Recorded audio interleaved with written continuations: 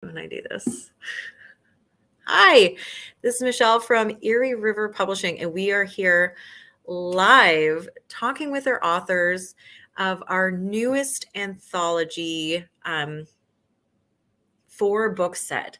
What we've done is we've created a set of linked anthologies that can be watched in your brain. They can be read individually, but they all have the same. These are the first two. We have Earth and Fire, and we're also talking to authors of Water today as well. Hello, Neen. We've got Neen and Shelby here. Hello. If you're here, please feel free to pop a comment in. We can see it if you have any questions while we're doing some readings. So Erie River Publishing is a indie publishing house. We are primarily funded by our patron, by our supportive people like you who read, who like, who comment, who buy our books. Most of our books are available on Kindle Unlimited. You can also request any of the books that we have in our catalog on at your local library. And you can also request them at indie bookstores. So if that is one way of supporting any indie publishing house, regardless if it's just us. But if you do buy hardcovers, please consider asking your local bookstore to carry them. But you can also buy them Amazon, and you can also buy them directly through us. You just go to our website, which is erieriverpublishing.com, and we have like a little fill out the form section. But tonight we are speaking to 4 of our authors in some of our anthologies. These are 2 of them today in our Elemental Cycle books. And so we're going to do a quick introduction to everyone. And then what we're going to do for everybody is we're going to have a small reading of the books, some of the stories. We're going to have a question and answer. So if you do have any questions throughout, like I said, pop them back in and we'll try to get to them and talk about inspiration and fun stuff like that. So let's get on into it. First one up, we're just going to say quick hi. It's going to be Chris. Are you ready, Chris? I'm doing it. He's on. There we go. I thought I was last. I'm like, too bad we're doing it. Hi, Chris. Hi there. How you doing? Hi. HV Patterson is next. Hello. Hello. We have C.A. McDonald or Casey McDonald. And then, oh my gosh, I wrote it down. Anastasia Diskett. Oh, she's going to. I literally said it pretty okay earlier. So here we go. I'm so sorry. How do we say your name again? Dazekin.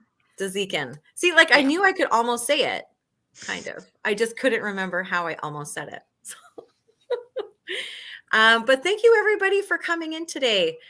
So we've all got a story. Where are we hailing from? I am in Canada. I'm in Ontario, so it is freezing cold outside and wintry. Where's everyone from? Chris. So England. So and it's wet, as it's always wet. Perfect. Good evening. Shelby's from Canada. I just want to make sure we have everyone's name on because for some reason the names aren't showing. I don't know why the names aren't showing. Oh, wait. There we go. There it is. So I'm like, how am I supposed to remember everyone's name? HV, where are you from? I'm in Oklahoma, United States. All right, excellent. How's it there today? Not too bad, a little windy, and I'm going to have to do this in Fahrenheit, probably in the high 50s, low 60s. So excellent. Nice. Not freezing. Anastasia, where are you hailing from? Also United States. I'm from Pennsylvania. Okay. I think we have another United States too. Portland, Oregon in the U.S. Yes. Excellent. So we're essentially worldwide because we have one person outside of the Americas. And we have someone in the comments from Australia. So like, I feel like we're international now. All right. So we're going to start doing our reading. We're going to start with H.V. Patterson. So I'm going to say goodbye to everyone else for right now. We're going to do little bit of an intro to your story, do a reading. And if anyone has any questions, comments during the reading, please again put it in the comments and we will get to them. But for right now, I'm going to say goodbye to everybody else, and we will see you in just a few minutes. Oh, wow. That zoomed in real big. All right. Tell us a little bit about your story, or at least, well, do you want to just like jump right in? Because your story is a little unique. It's actually coming from our upcoming one. So it's not one of the books that have been released yet. It's the one that's coming up in just a couple of months. Air. Yes. So this story, it's called Daughter of the Air. I'm not sure how familiar everybody is with Hans Christian Andersen, but this is essentially a sequel to his Little Mermaid story. At the end of that story, the Little Mermaid becomes a daughter of the air. And my story is set a few hundred years after that, basically in contemporary times, and she's not very happy with her current situation. Excellent. So. I love it. Okay, I'm going to let you just kind of dive into it. Again, anyone has any Erie River International. If anyone has any questions or comments, please feel free. All right. So I'm not starting quite at the beginning. I chose this section because it's when the our character, the Daughter of the Air, goes back underwater. I thought it was kind of a good theme since this is an air anthology story, but it also has water elements. So, okay. The call of the sea witch is like a heartbeat, growing louder as I approach. The other daughters of the air feel my determination. They flock from the four corners of the earth, swirling around me, pleading. They whisper that it's not too late to turn back, but I shake them away. I didn't listen to my blood and scale sisters when I was a mermaid. Why should I listen to them, sisters only in breath and shared misfortune? I wriggle from their fingers like an eel from a fisherman's hands and slide into the water. I can feel the pressure increase around me as I winnow down. My new nature is buoyant, not conducive to diving. As I struggle against the water, forcing myself deeper and deeper, I remember the time I tried to wing free from the earth. I soared up to the very edge of the stratosphere, hovered at the boundary between the shimmering blue sky and the star-studded blackness of space, as distant and unreachable as immortality or love. I longed to become a breath of wind hurtling through the vast universe, but I couldn't break free. I plummeted down, as I do now, into inky shadows. My airy body becomes more and more treasonous, yearning to bubble back to the surface, but I force myself on, a kernel of rage, grief, determination, powered by a dangerous feeling I haven't felt in decades. Hope. The entrance to the Sea Witch's cave is on the ocean floor. I hesitate outside, overcome by memories of my former trepidation. The entrance is guarded by deep-sea isopods, red crabs waving menacing pincers, and slimy hagfish. They stop fighting over the skeletons of the fortunate dead when I arrive. But after realizing I'm not something they can eat, they return to their bones. I push my memories back and slide past the guards, down a narrow tunnel. Centuries ago, it was a tight fit, brittle edges of stone scraping off small offerings of my skin and scales. Now, I leave no trace of my passing as I flow through it and at last enter the Sea Witch's home. Unlike the foreboding entrance, the Sea Witch's cave is a comfortable, homey space, filled with shells, coral, priceless treasures from long-drowned ships. Her magic heats the water and fills the room with the aroma of seaweed and ambergris. There's something brewing in the middle of the floor, a potion shimmering in her cauldron. Purple-green flames illuminate the cave and cast bewildering shadows over the ceiling and walls, as if she's imprisoned the northern lights underwater. Exhausted, I cease fighting my buoyancy and rise to the roof of her cave, about 20 feet from the floor. The Sea Witch enters from a narrow side passage. She senses my presence and looks at me, flattened against her ceiling. She's as ancient and beautiful as ever, her face flickering in the unholy purple-green flames, shifting from shape to shape without settling on a single form. "So, little mermaid, you've sought me out again," she says. "Or I suppose I should call you Little Zephyr now?" Her voice is achingly lovely. I tremble not with fear but with recognition. It's my own voice, the voice I traded for legs so long ago. How I've missed it these long centuries. "Sea Witch," I say. You're here because you regret your past choices, she says. You wish you'd taken the knife your sisters traded their hair for and bathed yourself in your fickle prince's blood. She tosses her hair, and it ripples, becomes a riot of all the colors of the ocean. Such lovely hair your sisters had, she says, running gloating fingers through her lush locks. Not as lovely as your voice, though. Seeing the ripple of my sister's hair, hearing my own lovely voice, it's hard to ignore these ghosts of the past and focus. The sea witch is like that, eager to turn you against yourself, to distract you from your purpose. I've come here to bargain, I tell her. Obviously, she says, laughing. When my voice was my own, I'm sure my laughter never sounded so cold or cruel. But what have you come to bargain for? She continues. If you want your mermaid body back, I'm afraid I can't help you. The bits and pieces which composed you were incorporated into other creatures. To reform you into what you once were is impossible. What if I don't want my old body back? I say. Oh? The sea witch looks intrigued. She floats leisurely upwards until we're face to face. Her features shift and warp, but her eyes remain the same, silver black and filled with power. What do you want then? And I'll stop there. Thank you.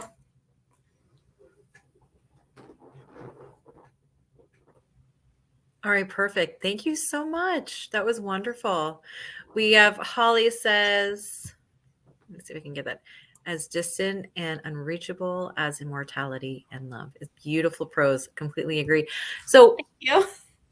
yeah, I understand why Simone picked that. I liked.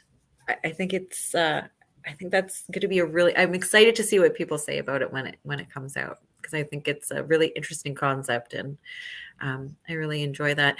Where, like, I understand the inspiration, but what made you want to write that inspiration or that specific story? So when Hans Christian Andersen wrote this story, he was very motivated by kind of Christian thoughts. Mhm. And the whole point of it is the Little Mermaid, she's after love, but she's primarily after a human soul. That's why she wants to become human, because mermaids don't have souls. They dissolve into sea foam. So I thought it would be really interesting to see a character who she tried this path. And then what happens to Little Mermaid at the end is she ends up dying. It's not like the Disney version where she gets the prince. And she does, absolutely. yeah, which is a lot. And then she does dissolve into sea foam, but she gets this chance to become a daughter of the air. And they basically float around, and every time they see something good, they get closer to heaven, but every time they see something bad, they get stuck on earth a little bit longer. And so I thought, man, that would really suck to be this incorporeal creature that is just trying to get the soul. And you've been doing it for hundreds of years, and now you're like, is a soul even real? Do I want a soul? So that's where my character's coming from. She's jaded. Yeah. She doesn't think immortality is real, and now she just wants to be in a physical body again. She doesn't care what kind of body. Yeah, I like it. I'm excited to see where it goes. Thanks. Yeah. Well, thank you so much. If anyone has any, here's got another. What was behind the decision behind the timeline? Oh, okay. So I did not really feel comfortable writing something that wasn't contemporary. Okay. And so I kind of started in the middle of the story. But the other main character in this is a girl named Cordelia, who is in contemporary times. And she is a direct descendant of the prince. So our former Little Mermaid has been kind of fixated on the prince's family and getting angrier and angrier at each passing generation because they're alive and she's not, basically. Yeah, that makes sense. But basically, I didn't feel comfortable writing in the 17 or 1800s. So, like, you write what you're comfortable in, and that makes sense too. And like Hyperactive Bookworm or Neen. Ooh, that was brilliant. Thank you. This is my first like live author reading, so no, it's exciting. Like, I know it's nerve-wracking sometimes, but it's nice. Like, we love hearing, because you can put your own inflection in things, and we know what it's supposed to sound like in your own kind of words. Yeah. even though it is your own words. Do you know what I mean? But thank you so much for joining us today. I'm going to say goodbye for right now because we have Cassie coming next. And then we will bring everyone back at the end. So thank you so much for reading. It was great. Beautiful. Loved it. Boop. Okay. Sorry.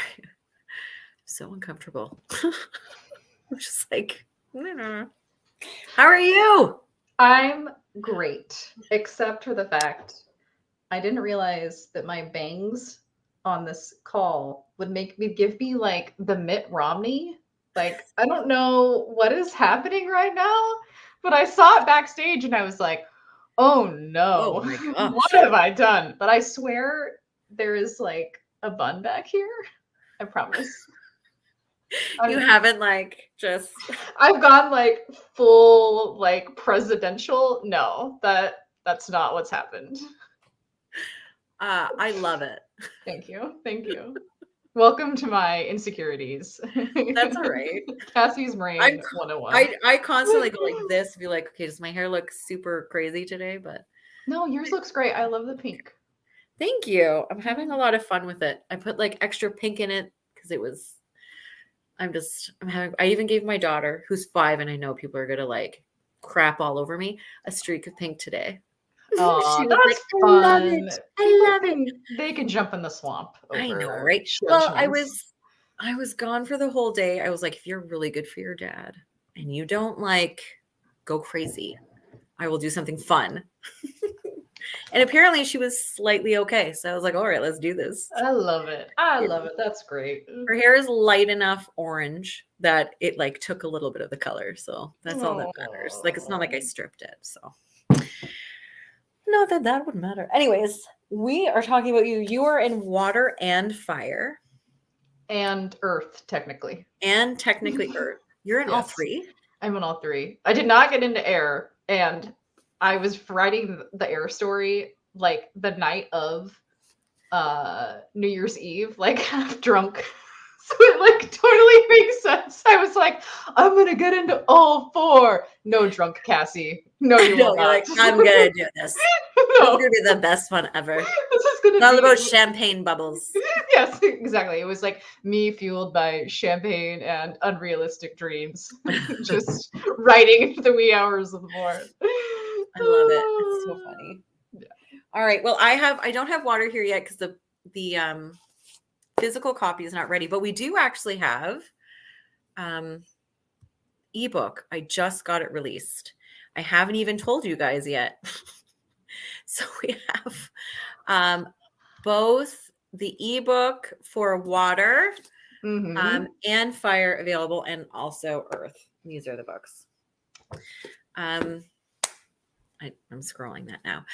So what are you going to be reading from tonight? I'm reading from Water. Water. Okay, perfect. Do you want to tell us a little bit about it, or you want to just jump right in? I'm gonna read from the beginning. Okay.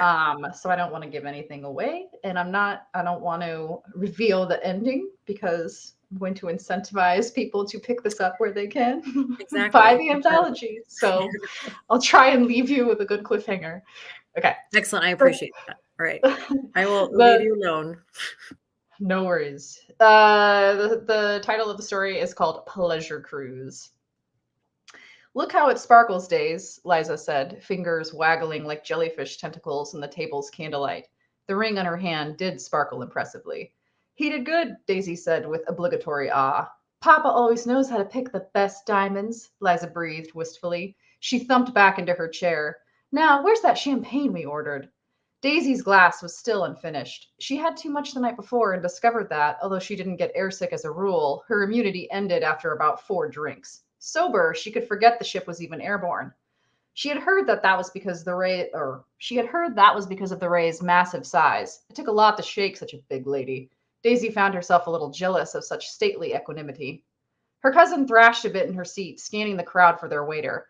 Liza didn't get airsick, even after consuming 2 bottles of, now please excuse my terrible French, Jean Grosperon by herself.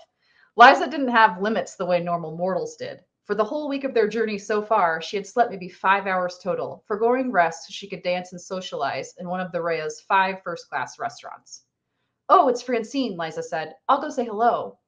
Before Daisy could speak, Liza was off like a half-drunk arrow aimed at her next victim. At least Liza made friends, so she didn't expect Daisy to accompany her all the time.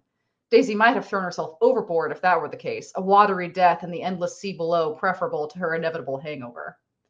In her cousin's sudden absence, Daisy found herself breathing a little easier. How different this trip would have been if her family hadn't thought to invite Liza along to keep Daisy company. Her mother was in London with her siblings, father in New York for work. This cruise was their gift to her for finishing her first year at university. Paternal guilt must have made it impossible for them to believe her when she said she was content to do things alone. The waiter brought the champagne. She let him fill Liza's glass. The first course arrived, slimy gray oysters and more appetizing canapes. She picked at both, knowing more food was coming than she'd ever be able to stuff in her belly. The soft hum of the dining room thrummed around her, punctuated by the chime of clinking crystal. She felt herself relax. Miss Kane? She glanced up and felt a smile creep across her face. Will, I thought you were in the ballroom with your family tonight. I snuck away. Will's warm, laughing eyes glanced at the empty chair across from her. I see your dinner companion had the same idea. Liza is being Liza, she said with a shrug. You're welcome to sit until she returns. It might be tomorrow. He sat with easy grace. Will was the only friend she'd made so far on this trip, and by friend, she really meant a new acquaintance on whom she was in the process of developing a terrible crush. His family was like her own, moneyed but not rich, and split over the Atlantic. He had kind brown eyes with long lashes and wild curly hair that refused to be tamed. She'd caught him reading on the deck the first night and knew right away she was in trouble. Jules Verne and his submarine on a one-way trip to a girl's heart. Oh, may I? He pointed to the plate of oysters, and she nodded, unable to hide a shudder of disgust. A meal the devil serves before he tortures you. What? He asked, slurping up one of the gray, slimy wads with glee. Oysters are a delicacy of the sea. The window behind him caught her eye. The sky had been intermittently cloudy all day. The Rhea flew relatively low to the ground at about 10,000 feet or so, with occasional clouds forming above and below. When the great hulk of the ship labored into a cloud, Daisy felt fleeting moments of claustrophobia, like the white fluff pressed to the window was a pillow being held over her face. Now, night held the ship in its soft, dark hands. The sea below glittered in broken moonlight. The silhouettes of rocky promontories rose from the water like primordial ghosts bearing eternal witness over graves. Will followed her to the window, leaving his beloved oysters behind. We must be over the bloody shallows. You know this goes on for hundreds of miles? Daisy had some vague idea. The shallows stretched into the Atlantic, 200 miles off Ireland's coast. Through the magic of some geological mystery, the seafloor rose so the water was only a fathom or two deep, and all throughout, red granite tors emerged, like the ocean was the bottom jaw of some colossal skeleton, the stones its myriad teeth. Daisy tried to count the tors, but had to give up. They were sharp and narrow, their shadows on the sea edged enough to draw blood. The water was mostly calm between them, except for a patch on the middle distance where white foam bubbled in thrashing water. She swore she saw something in it, rope-like shapes, something dead, like the color of the oysters, but worse. Monsters, Will said, his voice hushed. That's what the shallows are. No, that's why the shallows are bloody. It's their hunting ground.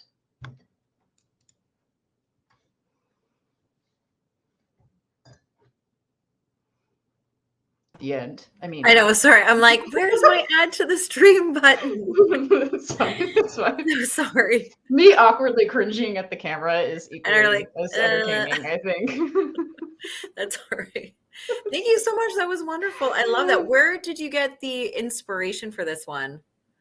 You know, there was one at the time that was very salient, and I remember being like, this has inspired me to write this, and now I can't remember for the life of me what it was. I love it. I feel so bad. Where I was like, I had a great answer for this like a month ago when I was thinking about it, and now it's just like, boo, off in a foreign land now. Yep. Do you know what's wonderful? You could totally just make something up and we will have no idea. Oh, yeah, I could be like a ghost appeared to me in a dream. Exactly. You're like, I had this wicked dream one day. I did. The ghost. Michelle, you came to me and you were like, this is the story you must write. You like astrally projected at the foot of my bed. You were like, write the story immediately. I know. You know what? I have been focusing on that. So I'm so glad that it worked. Like all That's of totally my, what it was. Yeah. I feel Yeah. it. Your psychic abilities, Michelle, like believe in them. They're real. That's where the story It's came happening. It's from. Yeah. happening. Oh my lord. That's really awesome. So we do have a question here. Casey, what was the great air story we missed out on? Oh my god. Oh my god. Okay. So now's a chance I can make this up too, but I won't. I'll tell you the truth. It was about like this guy who works in a lab and he shows up one day and all the people in the lab are dead because it was a contagion in the air that killed them.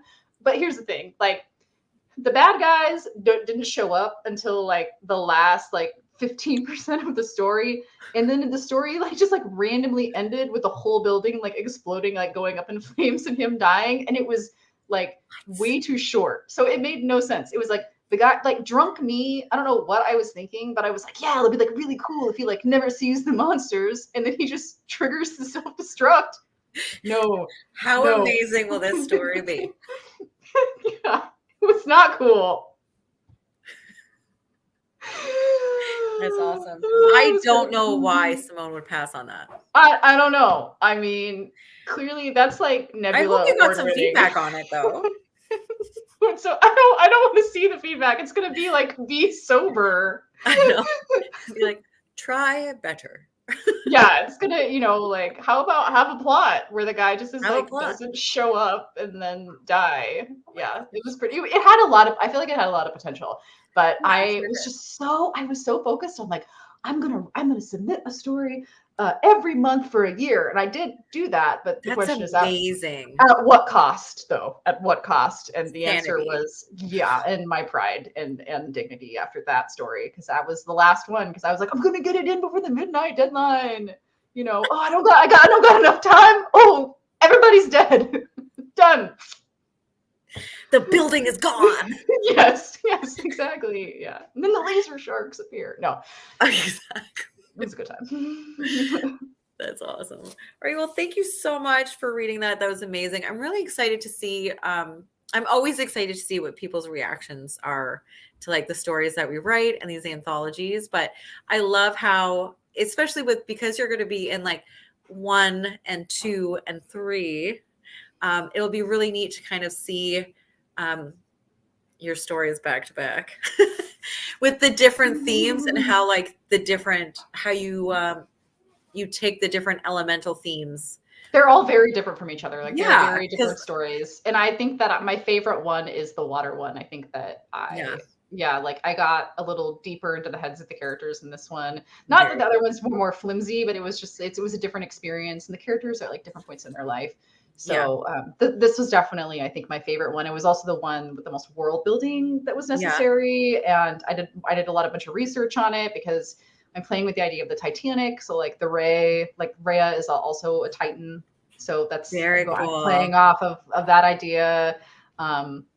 Tragic shipwrecks and stuff like that. So it was more of a labor of love, I feel like, than some other pieces I've worked on that are more contemporary. So. Very cool.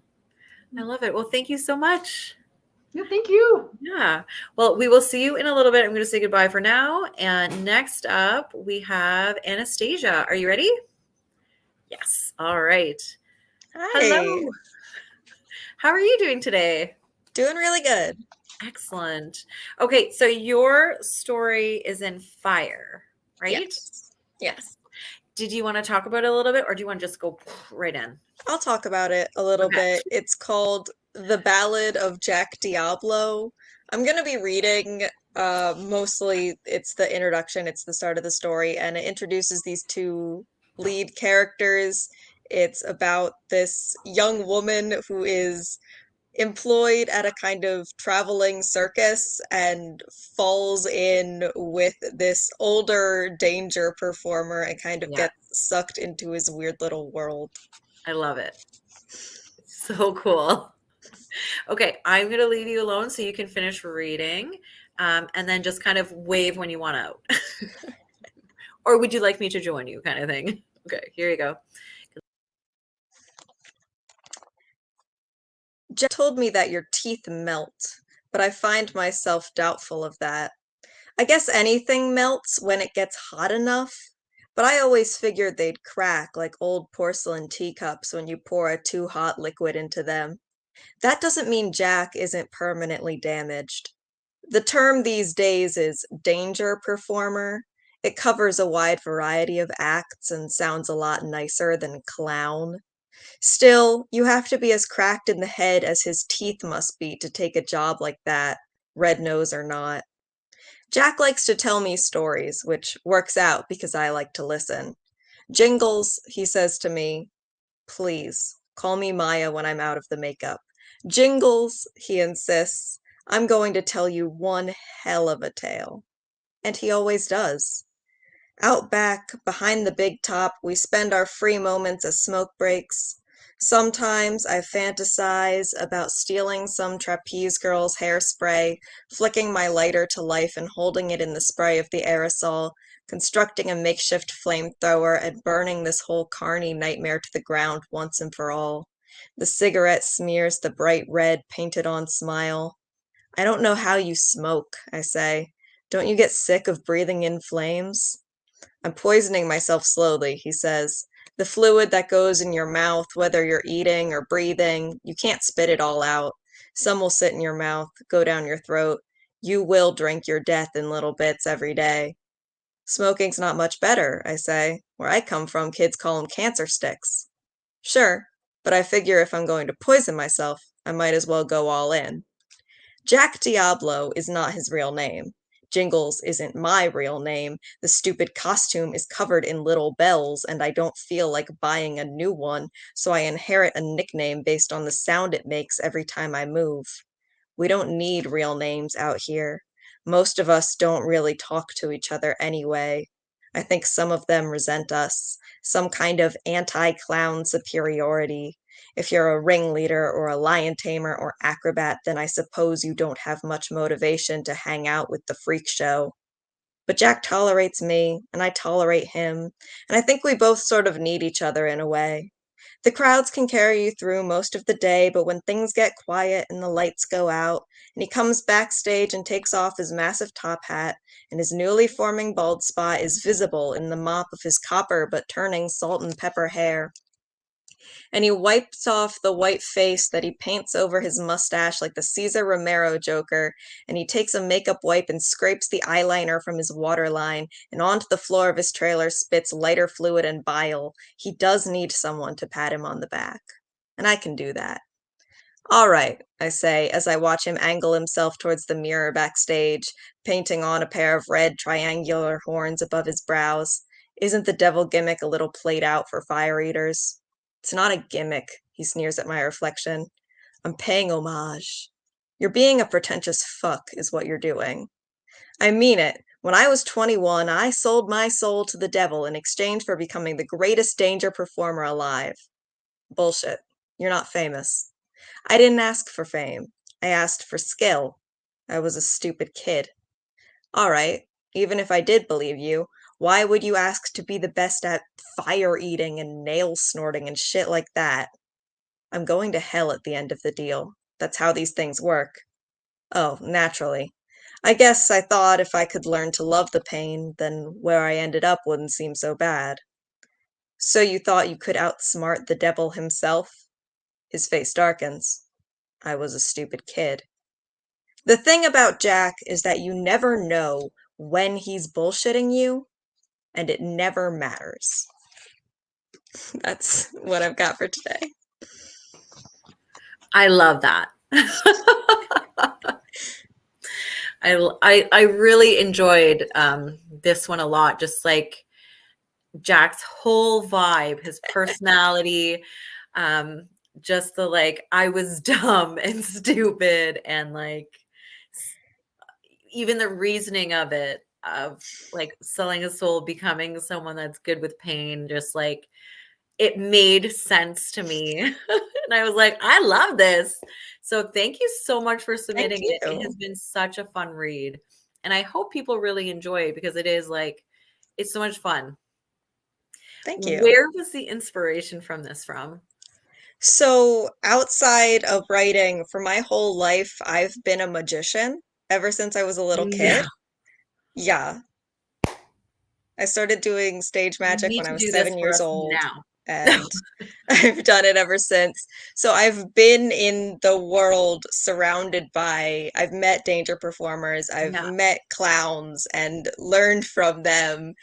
And that kind of lifestyle is fascinating to me and something I'm familiar with, especially danger performing. The stories people have to tell about the ways you can get hurt doing Yeah. it. I was like, I need to get this into a story somehow. Well, you did. You did. It's amazing. So, so cool. We've got a couple. We've got a couple because love jingles. I liked it. Hello, LD Johnson. How are you? And then Shelby Rhodes, I like your characterization. I agree. That's so nice. So much fun. So this was in Fire. Fire is this book right here. It's available on paperback. It's also available on Kindle and Kindle I've got Unlimited. my copy. I know I had so much fun doing these books. I like the way that they came out. So they're available Kindle, Kindle Unlimited, paperback, and you can get it on Amazon, or again, you can go to a local bookstore and ask them to order it in, or right through our website. So thank you so much for reading and for coming. It was really nice meeting you. And so I'm going to say bye for now, and then we're going to bring you back up. All right. Thank you. Sorry, just give me a second. Boop. Oh, it did work. Okay, good. I'm not going to jinx myself and say that I haven't messed up yet. All right. So we have our last author for the night, Chris. I'm not even asking. I'm just putting you on the scene. Now you've messed up. I know. Mm. Well, I haven't, because you weren't like picking your nose or anything like that. Then it would have been like, oh, shoot. So you are in Water and Fire. Water Is that right? and Fire. Yep. Yes. Which one are you going to be reading from today? So Fire. I got the book. Because you got the book. So I know. yeah. Okay, that's excellent. Do you want to have a little introduction on it, or do you want to just like jump right in? Yeah, I guess a little bit of background. So this is a story called The Burning, and it imagines a world. That's the one, and it imagines a world where people just randomly combust into flames, and it's really just that horrible nightmare of spontaneous human combustion. Yeah. So every spring, when the Earth comes around to a particular place, people just start randomly dying. And it's Perfect. been going on for a while now. So Cool. that's what the story is about. All right. Well, I'm going to leave you alone, and you go I'll just wave yeah, or burst into flames. or burst into flames. Yeah, one or the other. Okay, see you in a bit. Okay. So yep, this is The Burning. There was a time that hay fever would have been my biggest fear come late spring. Not anymore. Not since The Burning. Now I'd happily suffer a stuffy nose if it meant I didn't have to smell that sweet funk that settles over the town this time of year. Well, says the girl, red puffy eyes boring into me as a trickle of snot flows over her upper lip. What? Yes, sorry, that'll work. Just don't exceed the 1 a day dosage. I ring up the antihistamines and her slick, sticky fingers count out the bills. I want to stop her, tell her she can buy the same thing for a couple of bucks in the market across the street, but that would give old man Burkle the excuse he's been looking for to let me go. I slide her a pack of tissues with her change, and she thanks me for ripping her off. I hate this job, this town, and this smouldering world. It turns my stomach, a wave of nausea washing over me. I'm going to take 5, Bill. Burkle looks up from his endless inventory, eyebrows raised, but he'll not challenge me, not when the store's been empty most of the morning. I escape out the back to the alley, leaving him recounting his precious bottles and boxes. Lighting up, I inhale the menthol deep into my lungs and out through my nose, hoping the overpowering peppermint might obscure the stench of Baconsville, Arizona, for a little while, long enough for the nicotine to improve my mood. The rumble of a skateboard interrupts my moment of quiet contemplation as gliding around the corner comes an all too familiar figure. I exhale a voluminous cloud of cloaking menthol, hoping when the smoke clears it might be a mirage. Dave grins at me, the Cheshire cat that won't fuck off. Trace, long time no see. It's Tracy. He comes to a stop, removing his headphones before flipping and catching his board. It's got a new design, a skull, flames erupting from empty eye sockets to streak the board's length. Sick board. Yeah, I had my eye on it for a while. How's tricks? Same old, same old. I'm guessing you're busy. His lips twist into a wry smile, revealing 2 glinting gold incisors. Impressive until you know how he lost the real ones. You see, Dave and I are in the same line of business, kind of.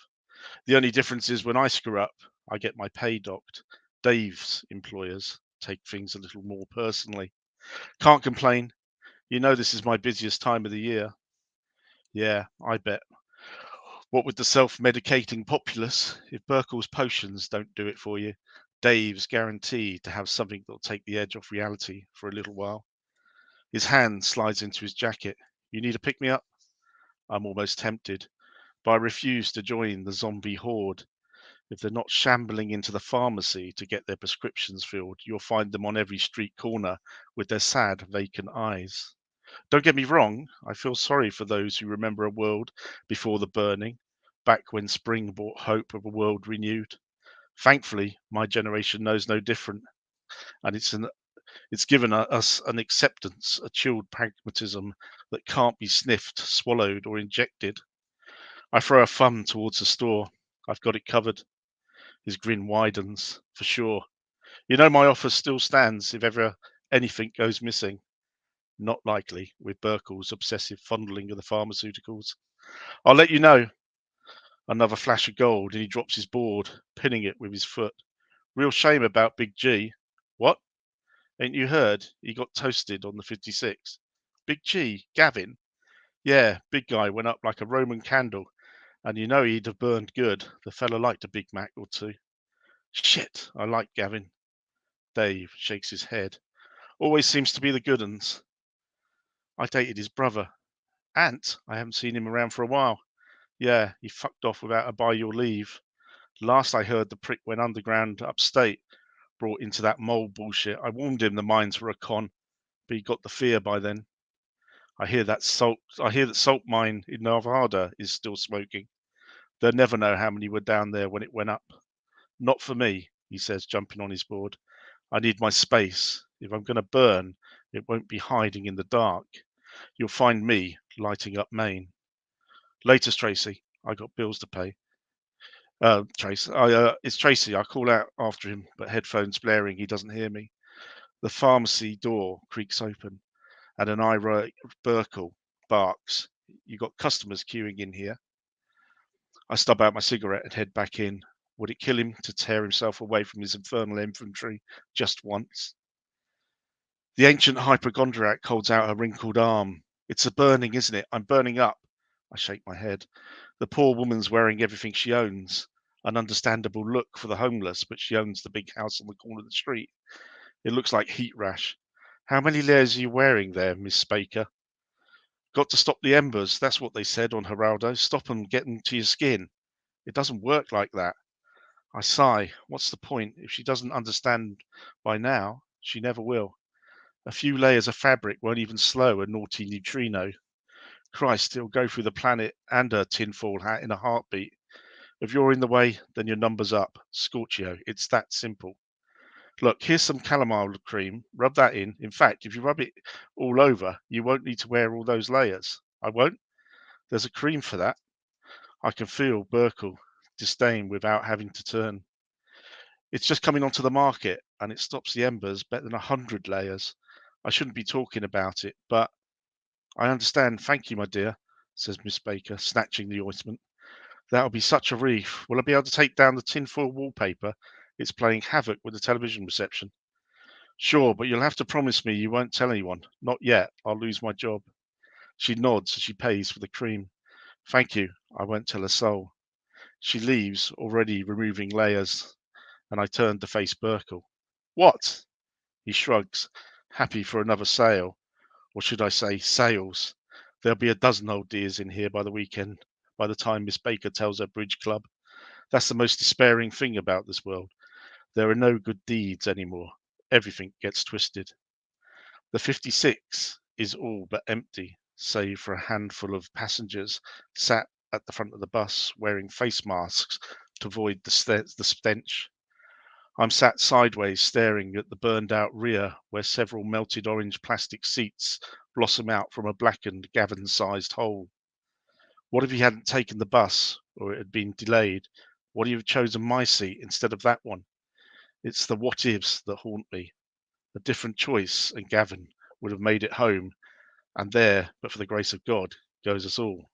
Eeny, meeny, miny, mo. And we're done.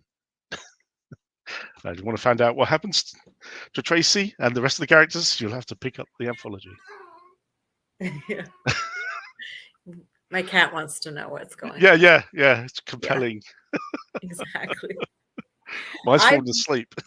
Yeah, I really, really enjoy this one.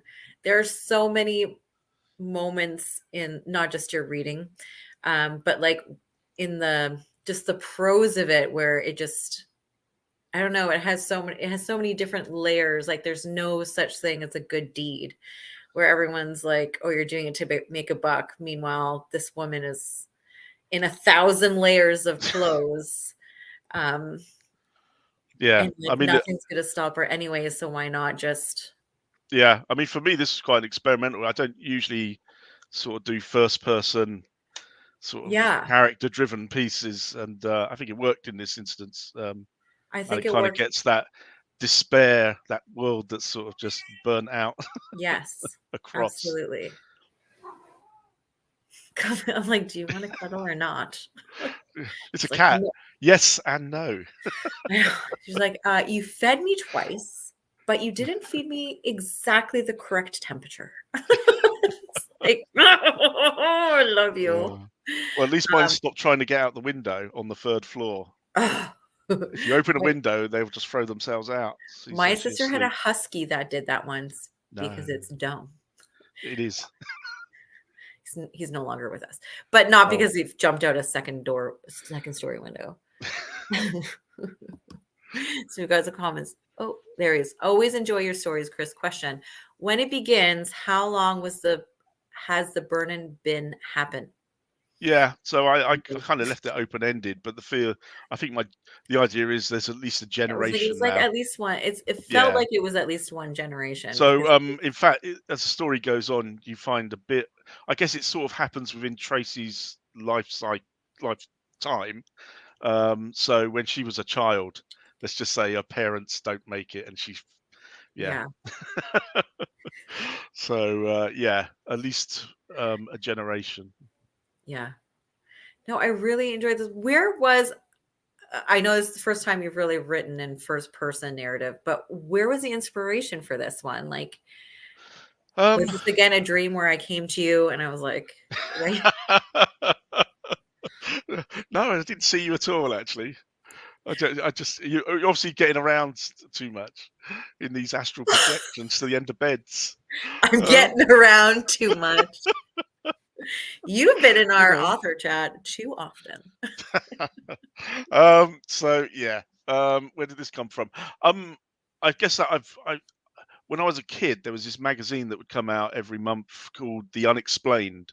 I don't know. It probably didn't publish outside the UK, but it was a magazine of just random things, ghosts, and I remember they did a whole version on spontaneous human combustion, and it had all of the photos of it.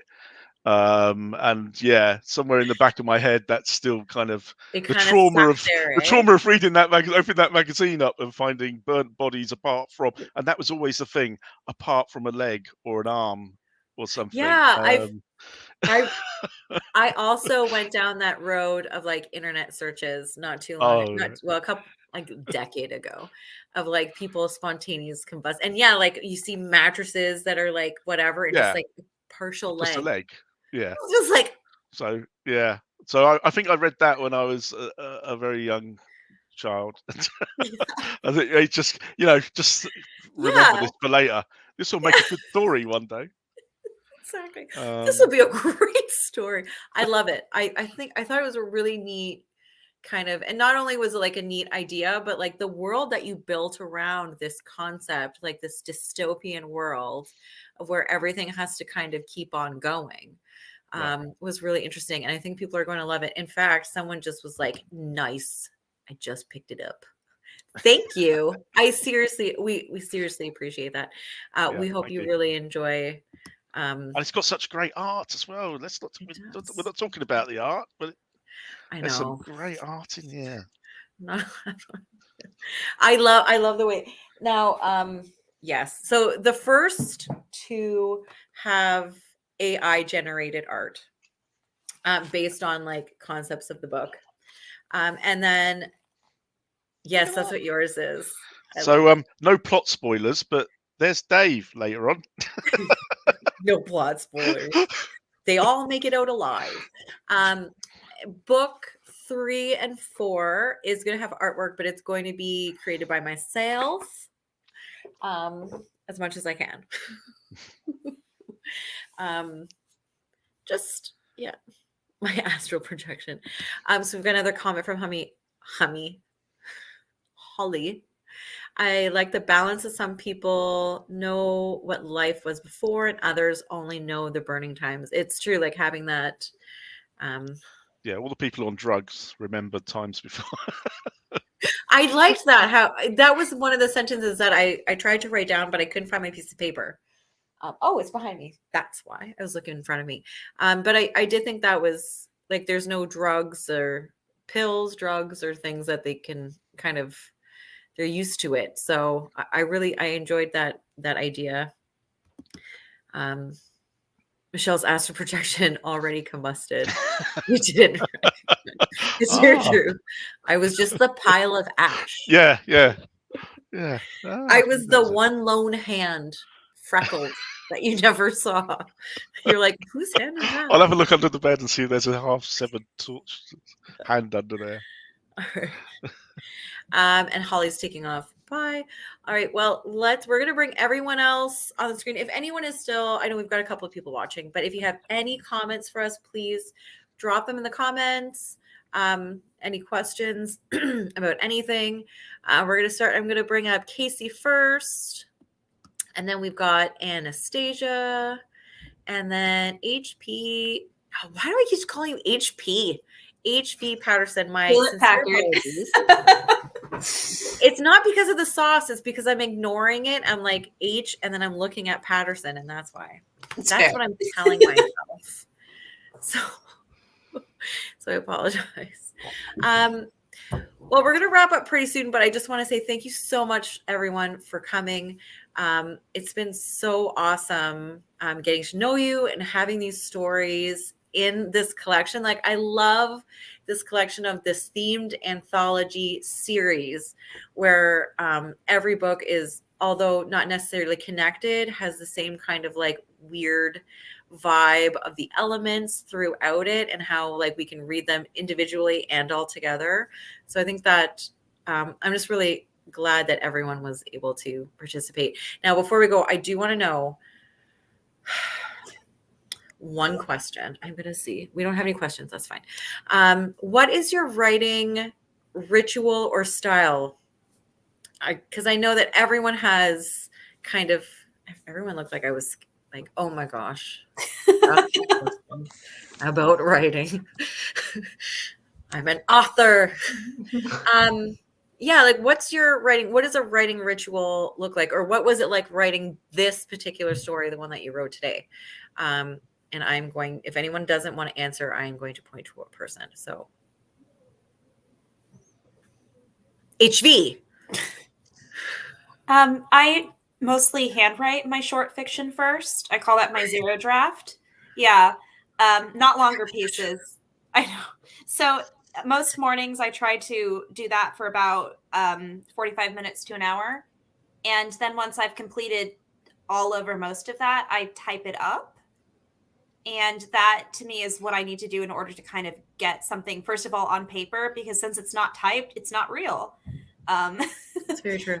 And then by the time I get it onto the computer, I've usually kind of written out a lot of the kind of pre-writing stuff that you don't necessarily need in the story. So it's easier then for me to take what I have on the computer and figure out what the core of it is and revise it into a complete story.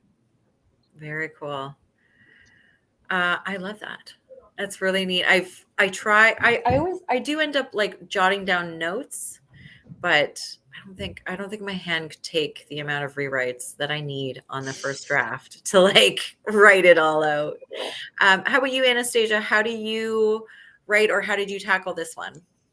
When I'm planning out a story, there are certain things that I end up like clinging to. So those are usually aesthetic aspects of it.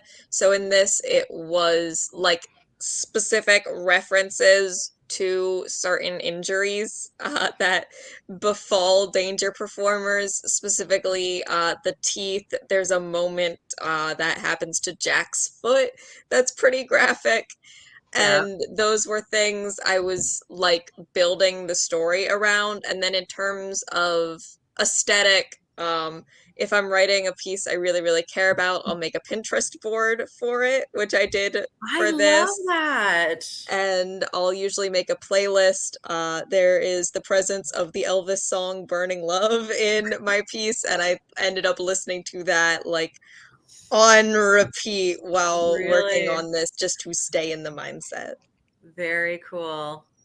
I love that. I love that how some people, I wish that I could listen to like actual music when I write or when I have a chance to write, because I get so distracted that I essentially just need people scream. I just need a tone of screaming in my ear in order to focus, but it can't be like audible words. It just has to be like, "Wah." So it's really cool. And I meet people that can actually focus and listen at the same time. You guys make me feel like a rabid raccoon, like with my writing rituals. Like I definitely don't make Pinterest or handwrite my It's- drafts. I can't do that stuff either. No, But I love when I hear no. people. I'm I'm always coming in at the 11th hour, like submitting it the day that it's due, like scrambling to write the end and being like, okay, that's good enough. Like cross the fingers and pray. But I mean, I also spend like a bunch of weeks procrastinating on it. Like I'll come up with the idea and then I'll like sit on it and then I'll be like, oh, I have plenty of time. And then just like keep waiting until I get to the end. Yeah. And then have to just like vomit it out quickly. Yeah. Yeah. You Like, guys I are feel so like much you more. haven't spent all that time thinking about it. Oh, I'm chewing on it mentally. Yeah. I do but the I'm same like, thing. yeah, I'm chewing on it and like getting through things subconsciously, like letting all of that. I don't know. I don't want to sound cheesy, but there's like a deeper level of work kind of going on than if I just sat down and like tried to write it. I'm figuring some other things out for myself. I've kind of just accepted that's what my process is like. But hey, you guys have like my respect for being such organized adults about it. I feel like, and there is no right answer except for the fact that you write. It's true. We all have different processes. Like I know Chris has definitely a different process than I do, I think. Chris, what's your process? Just throw stuff at the wall until something sticks, really. Exactly. No, I usually sit down with the theme and then just start writing one-line summaries of plots and then go through them and go, I've seen that. That's a film I've seen. That's what I do. I'm not doing that. And then go through it and then think actually of the ones I've got left that I haven't just ripped somebody's idea off. Then what's left? And then go, well, actually, no, because everybody's going to be doing such and such for this anthology. So there's no point. If it's monsters, for example, don't do werewolves and vampires because everybody will do those. And then that leaves you with like 2 ideas that might actually be original, which never are because everybody's done everything now. Because but at least I didn't know about it when I actually started writing the story. Oh, isn't that usually worse though when you write a story and someone's like, "Oh, it's just like this story," and you've never heard of that story, but now you accidentally ripped it off. In fact, I wrote my Air story. Had what's the film? It's a recent film with these air thing. You have them outside in America, particularly, where they flap about in the air with the arm things. Mosquitoes? No, they're like big plastic, like waving men. Oh, like the Yeah, what do you call those? no idea. Screaming No people. idea, exactly. Dancing But there's a balloons. film that What are came they? out. I wrote this story about this killer one of these, and then Oh, I watched the And Nope. film. And Nope, Oh. the Nope, waving men. Nope. I Yeah. watched the film Nope like 2 weeks later, and he's got thousands of them. And I'm thinking, I wrote this really great story where there's a killer one of these and nobody realizes. And then I watch a film and it's like, oh, well, that's that then. Here I thought I was being super original. Yeah, Just exactly. ripped off this whole movie. Yeah. I feel like we've all done that. Don't worry. I love it. Wacky arm inflatable tube guy. That's it. Yeah. That's exactly what it's called. Oh my gosh, Shelby knew exactly what we were talking about from Nope. Yeah, from All Nope. of us are like, what? I love it. Okay. Oh, they aren't killers in that movie, Chris. Oh, but it was. You know it what? I was too haven't actually much. seen the It movie was yet. Too much. We're having time. All right. Well, we're gonna say what I'd like everyone to do is just kind of tell us where we can get your books. If you have anything fun coming out in the next little future, if you got books coming out, or where we can find your books, where we can find you on social media, and then we're gonna go and say bye to everyone. And thank you again, everyone, for coming. I'm just going through comments. So, Chris, where can we find you? We're gonna go this direction. Okay, so muse.blog is probably the shortest way of saying it. MUSED.blog. Okay. And it's all the links are off there. All right, perfect. Do you have anything coming out? We need to have a chat about that. Like, Chris has got a manuscript that I've been asking for like a year. I'm like, can you send this to me? Yeah. We'll Let's have a chat about that. We'll talk about it. Casey, where can we find you? I have a blog. It's just camcdonald.com. You can check All right, out perfect. whatever is on there. And I'm going to be in the Cosmic Horror Anthology. That is coming out June, I think. Pretty sure it's June. Because Below is coming out in May. So you have Below and then that. So I have that, and then I'm working on edits for a sci-fi novel for a publisher. So Very exciting. Yeah. Do we know when that one's coming out? Well, I mean, they have to accept my edits first. It was a rewrite request. So we'll Always find out. fun. Yeah, first time I've ever done that before. Like, I've never edited a book that I've written. So send me good vibes, prayers, and astral projections. I will. Yeah, I'll work on that tonight. Thank you. Thank you. Anastasia, where can we find you? I'm super new to publishing, so the only place outside of Erie River you can find me. I also have a short story that appears in Moonflowers and Nightshade, an anthology of sapphic horror. I'm super proud of. And on social media, I'm on Twitter at AHD Magic. And if you think I'm pretty, I'm on Instagram at Stacia DZ. Hey! That's awesome. Are you guys both in that? I'm not, but Okay. I picked it up because it looked awesome. So Yeah, I'm gonna need to know more details on that because I want to read that. That sounds awesome. Hyperactive Bookworm says, "Oh my gosh, that's awesome!" It's awesome. All right, HV, where are you, and what can we find of yours? So I am on Instagram as HV Patterson Writer, and I'm on Twitter as Scary Shelley, like Mary Shelley. Love it. Mary Shelley, woo! And I have some things upcoming. I'm trying to think what I'm allowed to mention yet. Oh yeah, I have a poem in the Women in Horror anthology from Black Spot Books, which is coming out Very this cool. year. So that's exciting. And I've got, I had a poem in this little book from Sliced Up Press. And I also have a story in another collection that they have coming out later this year. And I've got a story in this too. This is from Creature Publications, and this is a body horror anthology about body autonomy. So, like, all the proceeds are, kind of supporting, fighting some of the pushback we've had against body autonomy around the That's world. perfect. All So, right, excellent. If anyone wants to send me their links after this, I'll make sure I put stuff in the comments. So if you have a book that you would like mentioned, I can put an Amazon link on it. So we can hopefully all support each other and things like that, because it is important. Your body is your body. That's all I'm going to say about that, except for people who don't think that are stupid. Anyways, you guys have a great night. Thank you so much for joining me. Again, this is Erie River Publishing. And have a wonderful night. Thank you again, guys. And thank you, everyone, for joining us. See you soon. And we're on tomorrow with another set of authors, Sunday at